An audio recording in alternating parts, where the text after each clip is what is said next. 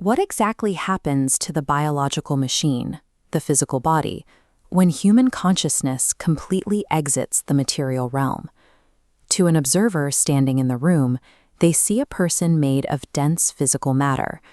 But for the practitioner deep in meditation, that physical density vanishes entirely. The everyday sensory feedback loop goes completely quiet. Awareness of the room's temperature, the feeling of physical hunger, and even physical pain simply withdraw. Bapuji describes this transition as the light body.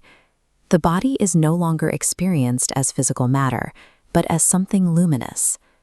The physical instrument is still running perfectly, but the pilot's awareness of being inside it has disappeared. Reaching this level of spiritual absorption demands a radical rewiring of how a human being biologically and psychologically interfaces with reality. This raises a mechanical question.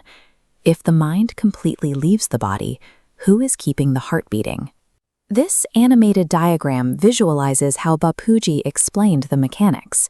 We have a doctor's objective EKG reading on the left and the subjective internal void on the right.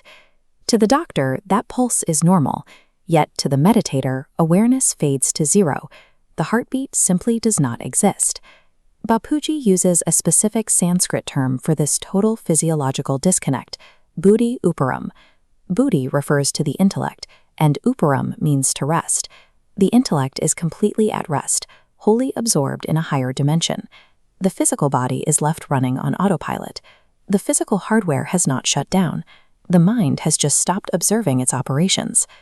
This autopilot state alters the body's internal physical inputs, extending to its basic need for fuel.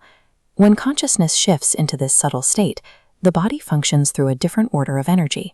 As a result, the gross physical mechanics of digestion slow down. Look at this schematic of the body's energy dynamics. During deep absorption, energy is pulled upward. If a heavy meal is eaten beforehand, the slow-moving energy in the digestive center struggles to process the dense matter. To adapt, during intense practice, Bapuji survived on a single simple afternoon meal and a little evening fruit. Transitioning into the light body requires a different approach to physical nourishment to match the different state of consciousness. Maintaining this serene state in deep meditation is difficult enough, but applying it to the chaotic reality of the late 1990s presented a different challenge. The opening of the ashram in 1997 brought immense external pressure. The project faced intense opposition, conflict, and an influx of people carrying highly negative tendencies. Alongside the severe stress of managing that external conflict, Bapuji also faced significant real-world challenges to his physical health. He did not attempt to simply meditate the illness away. Throughout this period, Bapuji actively sought and strictly followed qualified medical care.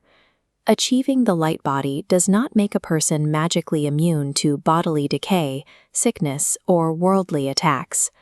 Bapuji noted that what allowed him to survive this period was stabilizing his soul consciousness. As his absorption in higher dimensions deepened, it systematically eased the immense inner pressure he was experiencing. This is the pragmatic application of the light body. It provides an unbreakable inner steadiness that insulates the mind from the physical and emotional toll of the surrounding hardship.